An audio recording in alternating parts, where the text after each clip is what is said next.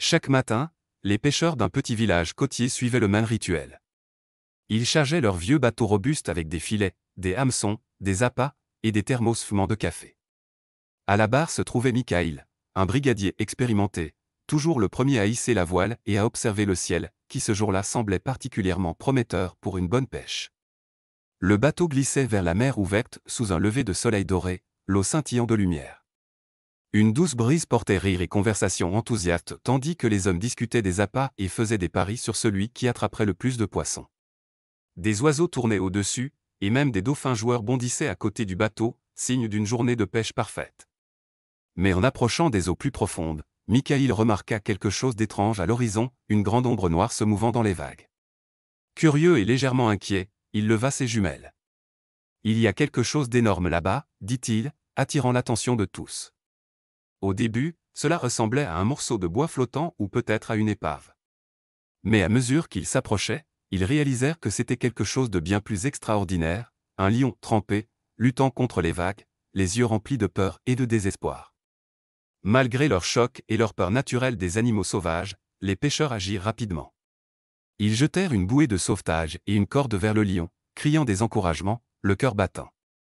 Miraculeusement, le lion saisit la bouée. Ensemble, l'équipage tira le massif animal à bord, leurs mains restaient stables malgré le roulis des vagues. Une fois à bord, le lion s'effondra, épuisé. Les hommes, pleins d'admiration et de compassion, l'enveloppèrent dans une couverture et lui donnèrent de l'eau. Mikhaïl s'agenouilla près de la créature, parlant doucement, observant ses yeux, alertes, mais confiants. Dans ce moment surréaliste, les pêcheurs ressentirent quelque chose de plus fort que la peur ou le devoir, une connexion. L'un des membres de l'équipage appela le service local de la faune, signalant le sauvetage et demandant une assistance urgente. En attendant anxieusement l'arrivée d'un vétérinaire, les pêcheurs se rassemblèrent autour du lion allongé, impuissant sur le pont. C'est alors qu'ils remarquèrent quelque chose d'étrange, un vieux collier usé entourait le cou du grand félin. Son corps, autrefois une fière démonstration de force et de grâce, était maintenant marqué de cicatrices et de griffures, preuve évidente des épreuves qu'il avait endurées. Les blessures n'étaient pas fraîches. Certaines étaient anciennes, longtemps guéries, mais rouvertes par un nouveau traumatisme. Elles racontaient une histoire silencieuse de fuite, d'un danger échappé de justesse. Il était douloureusement clair pour tous, ce lion n'était pas simplement venu là par hasard. Il avait probablement fui des braconniers, poussé dans un territoire inconnu, jusqu'à se retrouver perdu en mer, noyé dans la peur, la confusion et la douleur. Toute l'équipe resta en réflexion silencieuse. Combien d'animaux, comme ce lion, souffrent en silence? Victimes de la cupidité humaine, arrachés à leur habitat, chassés, piégés, abandonnés. Ce moment ne concernait pas seulement un lion, c'était le symbole de quelque chose de bien plus grand et urgent. Mikhaïl, capitaine du bateau et homme de réflexion discrète, resta immobile tandis que le vent soufflait sur la mer. Il sentit quelque chose changer en lui. Si cela pouvait arriver à un animal, combien d'autres souffraient dans les forêts, montagnes ou déserts, invisibles et inaudibles? Il commença à réfléchir sérieusement, que pouvait-il faire? Comment faire parvenir des informations sur le braconnage et l'exploitation de la faune à un plus grand nombre? Était-il possible de transformer cette tragédie en quelque chose qui pourrait un jour empêcher une autre? Quand le vétérinaire arriva enfin, un homme plus âgé nommé Ruslan, aux cheveux grisonnants et avec des décennies d'expérience, l'équipage ressentit un calme. Ruslan se mit immédiatement au travail. Avec des mains douces et une concentration experte, il diagnostiqua l'état du lion. Après avoir vérifié ses signes vitaux et examiné les cicatrices et signes de déshydratation, il donna son avis. Il est vivant. À peine. Déshydraté, affamé, mais son cœur est encore fort, dit Ruslan, s'agenouillant près du lion. Nous pouvons le sauver si nous agissons vite. Il n'a pas encore besoin d'opération. Mais il faut le stabiliser et l'emmener dans un centre adapté. Les pêcheurs, malgré leur peur des grands prédateurs et souci de sécurité, se mobilisèrent pour aider. Sous la direction de Ruslan, ils préparèrent une civière de fortune et soulevèrent précautionneusement le lion, qu'ils nommèrent désormais Lev, ce qui signifie « lion » en russe, pour le transport d'urgence. En regardant l'ambulance partir vers le centre de réhabilitation de la faune le plus proche, un silence tomba sur l'équipage.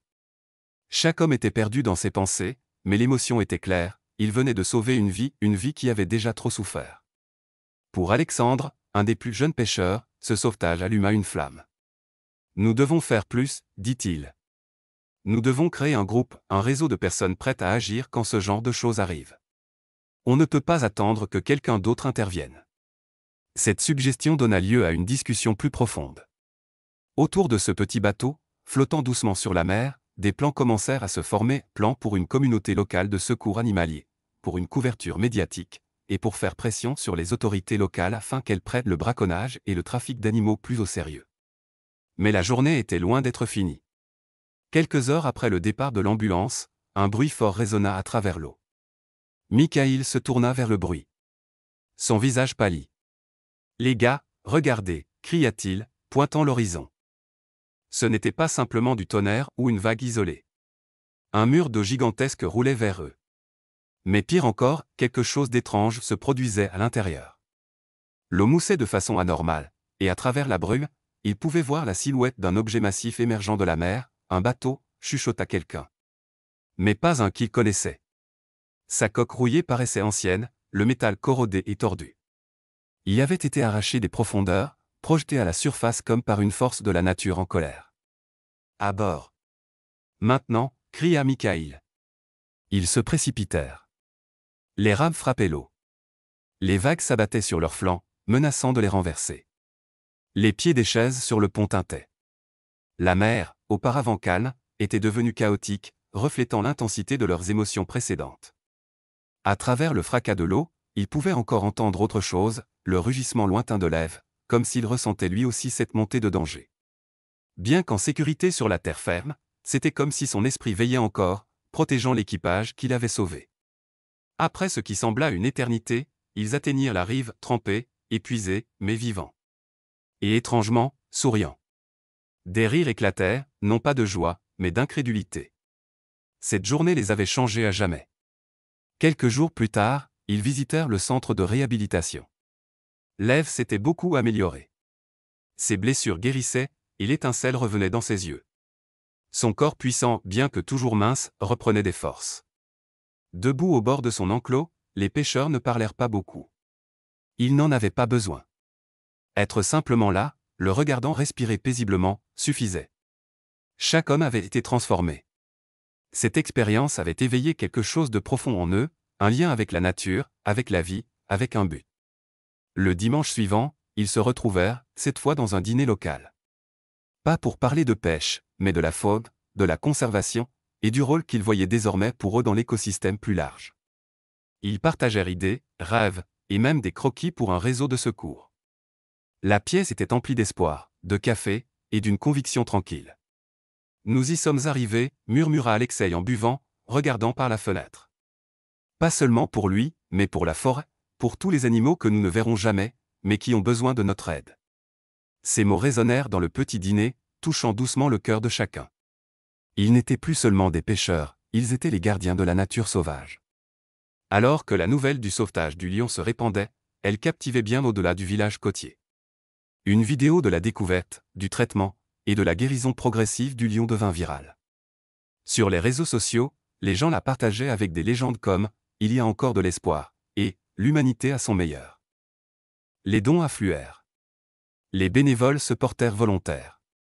Les écoles commencèrent à utiliser cette histoire comme outil pédagogique, enseignant aux enfants les dangers du braconnage et l'importance de l'empathie. Le ronronnement doux du lion, désormais un son familier dans le sanctuaire paisible, devint un symbole de survie et de changement. Des gens de tous horizons vinrent le visiter, pas seulement pour voir un lion, mais pour ressentir quelque chose de vrai, de puissant, le rappel que la compassion est une force capable de se propager et de transformer des vies. En fin de compte, ce n'était pas seulement l'histoire du lion. C'était celle de tous. Celle d'un groupe de pêcheurs devenus héros improbables. Celle des fils invisibles qui nous relient à la nature sauvage. Et surtout, celle des choix que nous faisons, agir, prendre soin, et protéger ceux qui ne peuvent pas se protéger eux-mêmes. Chaque petit geste, aussi humble soit-il, comptait. Parce qu'à ce moment-là, entre la mer et le ciel, entre le danger et le sauvetage, entre la peur et l'espoir, ils avaient choisi de sauver une vie. Et cela faisait toute la différence.